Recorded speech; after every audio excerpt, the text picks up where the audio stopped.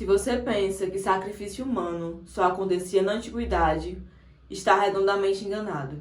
E a história que eu vou contar hoje para vocês prova exatamente isso que eu estou dizendo. Oi pessoas, eu sou a Mika e aqui é o seu lugar seguro para falarmos de casos criminais, histórias bizarras e muito mistério. Então, se gosta desse tipo de conteúdo e caiu aqui por acaso e ainda não é inscrito, aperta no botão de se inscrever e ativa o sininho para não perder mais nada. Caso tenha alguma sugestão de casos criminais ou vídeos relacionados, comenta aqui embaixo que em breve eu trago para vocês. Hoje nosso segundo episódio do especial de Halloween, onde eu estarei contando crimes, seitas, casos sobrenaturais, lendas, mitos e outras histórias, tudo que engloba esse mundo. E a gente vai ficar se vendo todas as terças e sextas, às 8 horas da noite e aos domingos, 2 horas da tarde. Agora, sem mais falação, vamos para o vídeo de hoje.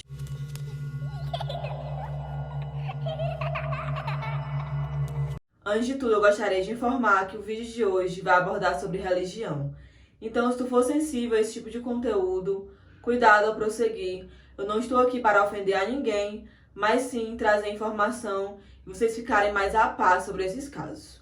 Outra coisa que eu queria dizer para vocês não se confundirem, é que quando eu me referir a Maurinho, eu também estarei me referindo a Matota, porque são a mesma pessoa.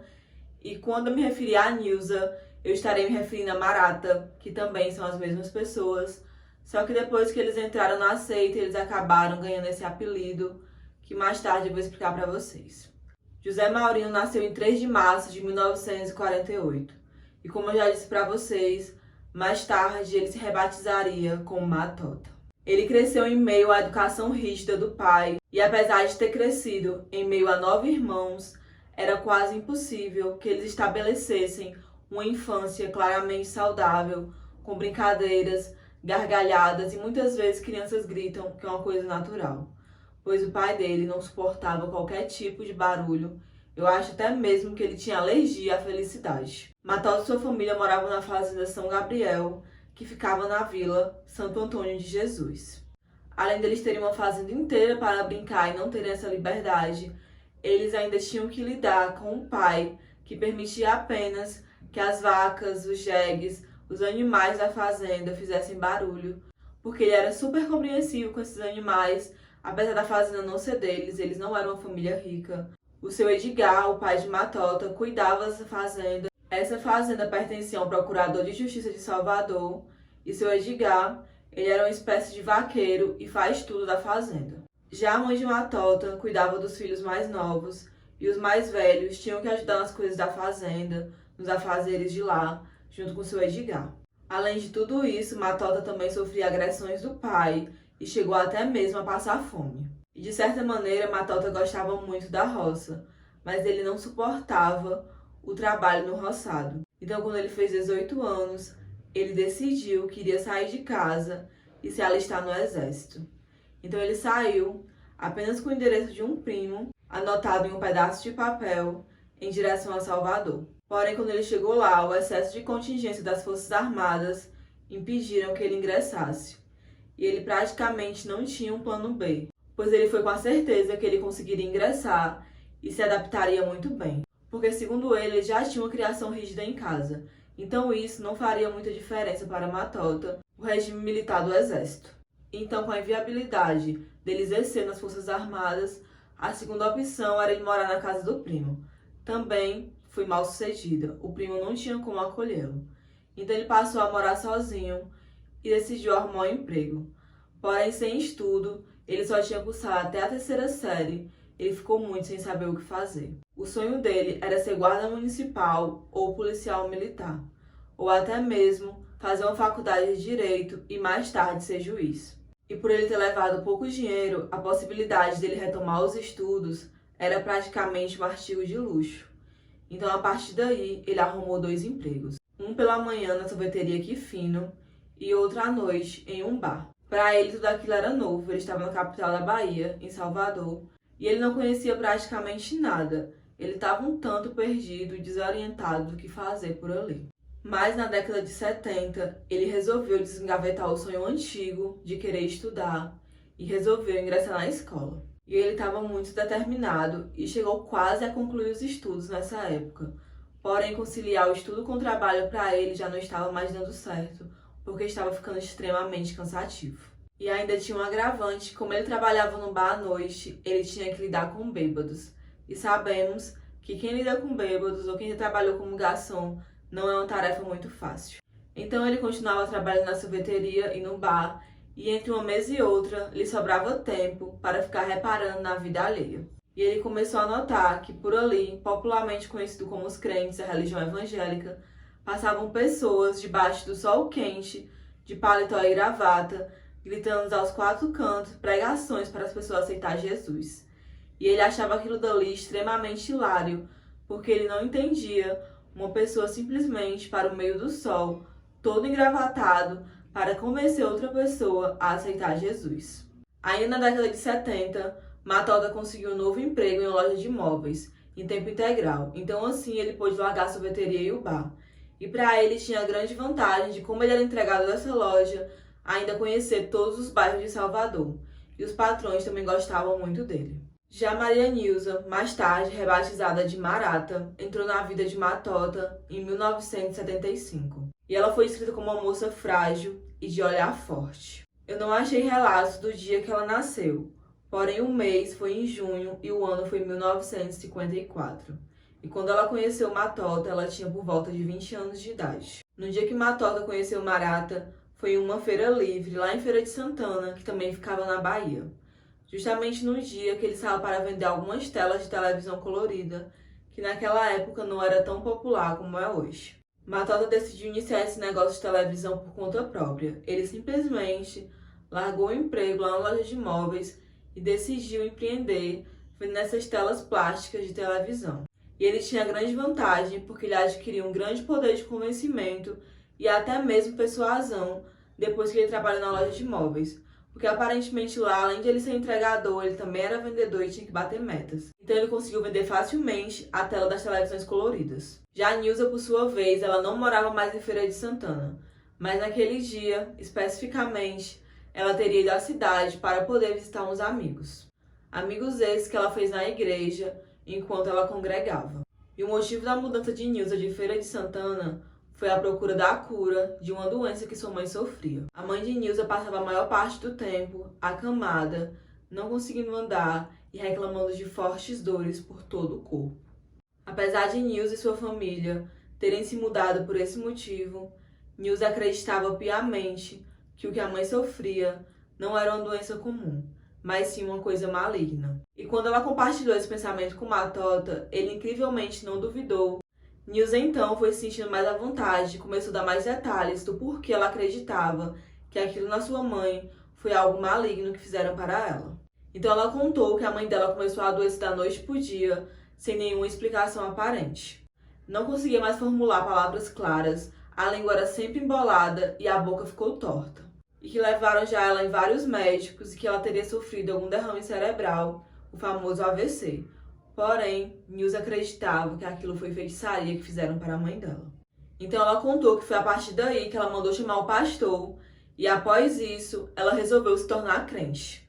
E a partir de então ela se tornou um membro da Assembleia de Deus e fazia pregações. O fanatismo dela estava tão grande ao ponto dela deixar de estudar porque ela chegou a dizer que quem dava sabedoria era Deus e tudo que ela precisava saber estava na Bíblia. Marata também decidiu compartilhar um pouco da sua infância com Matota e ela contou que sempre foi uma criança quieta e que nunca gostou de brincar de bonecas porque para ela não fazia o menor sentido imaginar coisas com pedaços de trapo. Ela contou também que ela e os irmãos eram bastante unidos e que raramente eles brigavam. Chegou a contar que raramente apanhava só quando eles desobedeciam. E com tanto de felicidade e soberba dentro de si, ela continuava falando dela mesma para Matota, chegando até mesmo a dizer que ela sabia que ela era a filha que os pais dela gostavam mais. Marata estava determinada a contar toda a sua vida para Matota. Ela também contou que fez curso de culinária e datilografia, e sempre frisando que ela deixou de estudar porque ela decidiu seguir a lei de Deus. E como eu disse para vocês, ela tinha pouco mais de 20 anos de idade e apesar de jovem, ela não tinha nenhuma vaidade. A única vez que ela resolveu tirar a sobrancelha, ela se sentiu extremamente culpada, pois ela achou que aquilo ali era pecado. E também pintar as unhas para ela e usar roupa da moda também estava totalmente fora de cogitação. Tanto que suas amigas a chamavam de cafona a todo momento. Mas ela nunca se importou com esses apelidos que as amigas colocavam nela, porque segundo ela a única coisa que importava era rezar mais um pouco e ler a Bíblia. Ela contou também que adquiriu esse hábito de ler a Bíblia com o pai, no qual ela dizia ter um extremo respeito por ele, mas que não era submissa, mas sim obediente. Naquele dia que Matota conheceu Marata, ele ainda tinha que continuar vendendo as telas de televisão. Porém, ele se viu tão envolvido na história daquela jovem, uma conexão tão forte, que ele não conseguia sair dali de perto dela e só queria ouvir mais e mais e mais do que ela tinha para dizer. Para ele tinha aquela sensação de que algo estava prendendo ele a ela, que ele não conseguia sair dali. A conversa continuava e eles seguiam falando sobre as muitas passagens da Bíblia, sobre o Espírito Santo, sobre o que pensavam sobre o mundo. Eles tiveram atenção em fazer tudo que duas pessoas que querem agradar uma a outra fazem. Cuidado exagerado nos gestos, sorriso deixado ao final de frases, toques acidentais. Matota sentiu uma sensação de felicidade tão grande que ele mal conseguia conter aquela sensação. Eles basicamente tiveram um imprint, sabe? Eles encaixaram com uma tampa e a panela, dois loucos se encontraram. Acho que foi basicamente isso que eles sentiram. Porque tudo que Matota sentiu quando viu Nilza, a Marata, ela também sentiu quando viu ele. Então, combinação de dois loucos. Mais na frente vocês vão entender que não daria certo de forma alguma. Então Nilza, bastante à vontade com ele, era a primeira vez que ela achava alguém tão importante assim pra ela, que ela pudesse compartilhar tudo. Então ela começou a falar como o Espírito Santo, quem já foi da igreja ou vai entender o que eu tô falando, usava ela para falar para outras pessoas sobre a missão dele aqui na Terra. Ela dizia que graças a esse contato dela com o Espírito Santo, ela sabia imediatamente o que iria acontecer antes mesmo de fato acontecer. Maurino, então, Matota, resolveu compartilhar uma experiência que ele também havia tido. Ele contou que certo dia ele acordou e ao seu redor estava cheio de anjos. E quando ele olhou para o lado, tinha um homem em pé do lado dele. Então ele disse para Nilza, a Marata, que naquele momento ele tinha certeza que aquele homem era Deus. E também contou que desse dia ele começou a conversar com ele. Disse que Deus falava constantemente com ele, através do Espírito Santo, o como ele estava magoado com os homens. E falava também sobre a missão de Matota aqui nesse mundo. O namoro entre os dois aconteceu muito rápido. Aparentemente, pelo que eu andei pesquisando, naquele mesmo dia eles já firmaram o compromisso. E por mais que naqueles primeiros meses eles não se vissem com muita frequência, pois moravam em cidades diferentes, sempre que se encontravam era para frequentar escolas dominicais, bater de porta em porta fazendo pregações e evangelizando. Por muitas vezes Matota nem sabia o que dizer, mas Nilza sempre instruía ele e ele confiava cegamente no que ela dizia. E sempre depois das caminhadas de evangelização, Matota tinha o hábito de voltar para casa andando para não gastar com condução. E em uma dessas andadas dele voltando para casa, ele se depara com uma imagem que ele descreve como o Espírito Santo tomando forma bem em sua frente. Ele diz que naquele momento ele sentiu uma paz muito grande, ficou muito comovido e começou a chorar, pois para ele não era a primeira vez que ele via algo tão lindo quanto o Filho de Deus, o Espírito Santo, aparecendo assim para ele. E se ele fosse obrigado a descrever em palavras a sensação que ele sentiu naquele momento, ele não conseguiria, pois era algo que ele não conseguiria descrever em palavras. Ele só conseguia pensar o quanto ele era feliz por ter uma fé tão imensa dentro de si. Ele se sentia muito poderoso e privilegiado por poder testemunhar por diversas vezes o Filho de Deus aparecendo na sua frente. E quando a imagem foi devagarinho sumindo, quem ocupou esse lugar foi Nilza. Ele conta que naquele momento ele teve a certeza que era um sinal divino que ele deveria casar com ela. Então, quase que de imediato, ele combinou com Nilza, que aceitou prontamente a se casar com ele. Então, ele a levou para um lugar que eles chamavam de Monte das Oliveiras. Lugar esse, segundo Matota, que foi escolhido por Deus em uma de suas viagens, enquanto ele voltava do trabalho. E quando ele passou de ônibus por esse lugar que foi escolhido por Deus, segundo ele decidiu descer e rezar. Ali ele teve a confirmação que seria o lugar que ele casaria com Nilza, a Marata.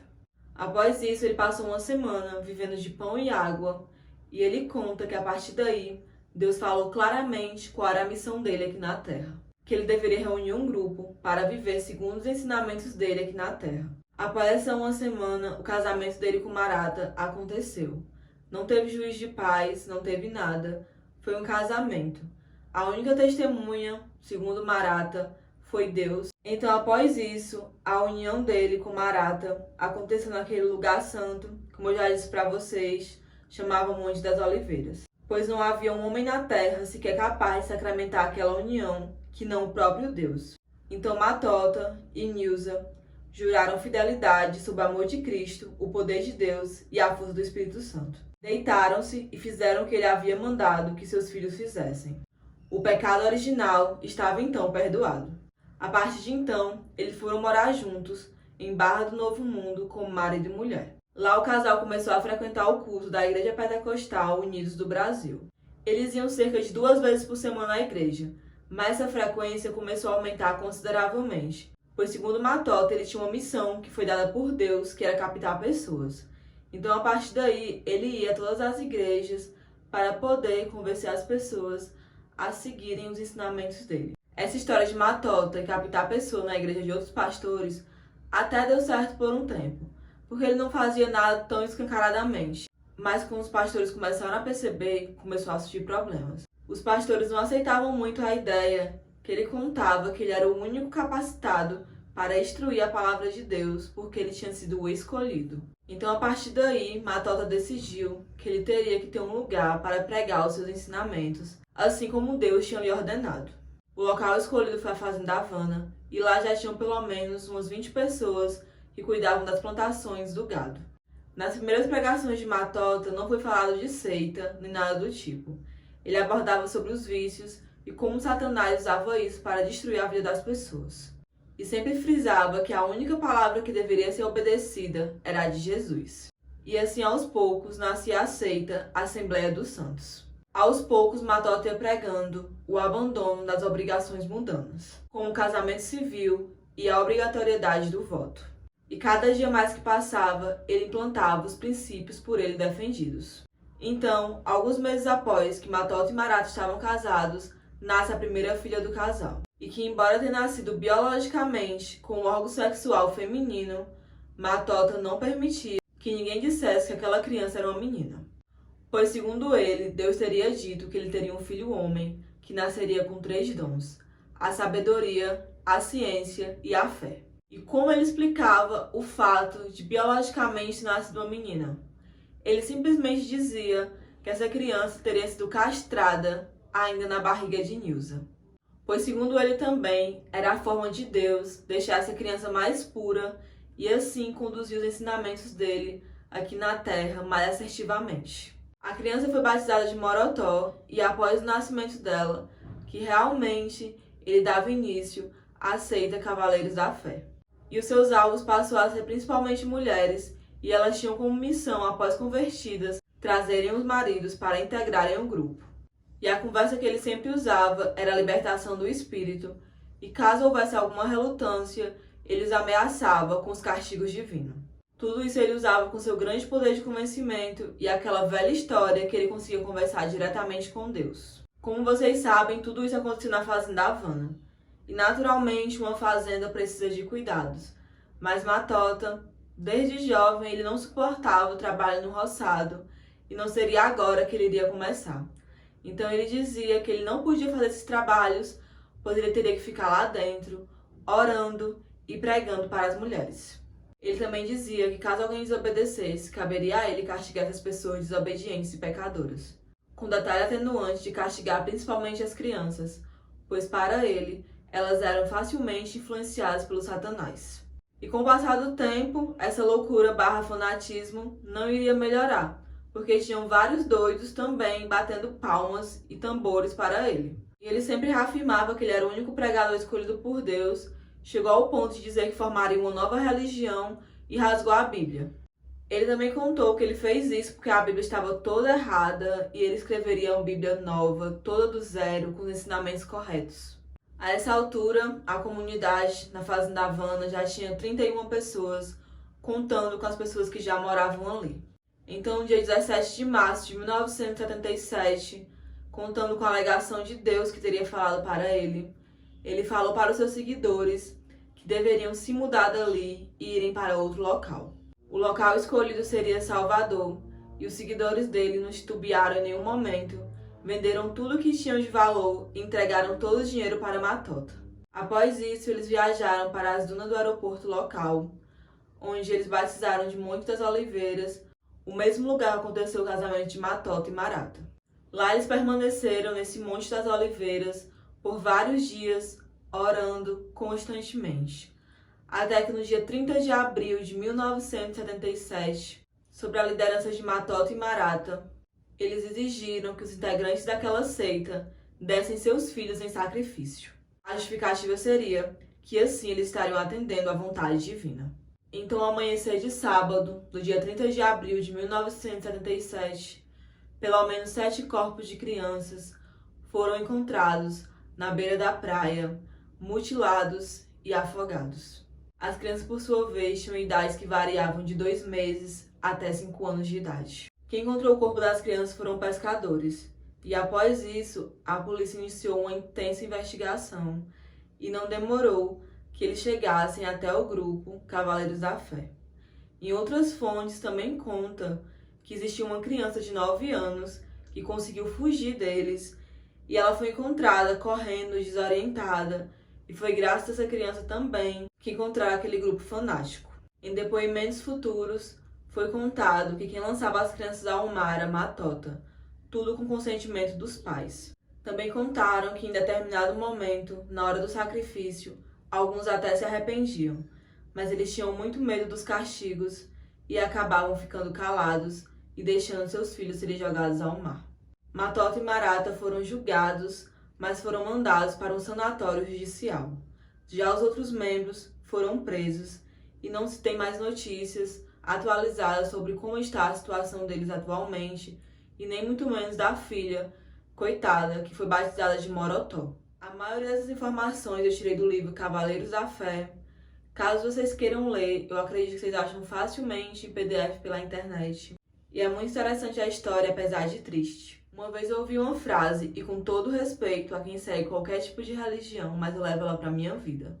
Sabe aquela história de amar a Deus sem o suborno do céu? Se as pessoas tivessem feito isso, talvez dado essa desgraça toda que deu, levando a vida de pelo menos 7 crianças. Então, gente, esse foi o vídeo de hoje. Eu queria agradecer a quem ficou até o final. Muito obrigada. Não esqueça de deixar o like de vocês. É muito importante para o crescimento do canal. Me sigam nas redes sociais. Nos veremos novamente na terça-feira, às 8 horas da noite. Então, até o próximo vídeo. Tchau!